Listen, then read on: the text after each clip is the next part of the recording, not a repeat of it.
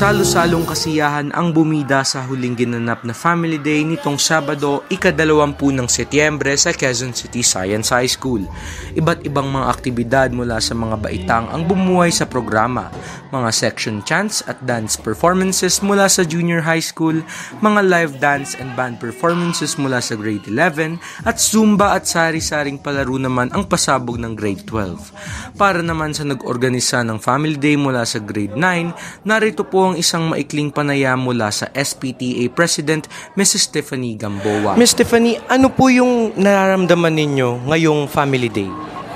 Actually, pagod na pagod as all the other parents feel now.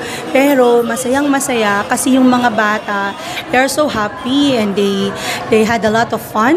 They're very competitive. I hope na we can make more activities na gaya nito para maging masaya naman yung mga bata, hindi yung laging aral lang. Nagtapos naman ang selebrasyon sa isang salo-salo sa silid-aralan ng bawat mag-aaral. Happy Family Day, Sentients! Happy Family Day! Happy Family Day! Happy Family Day! Ito si Elijah Perez, nagbabalita.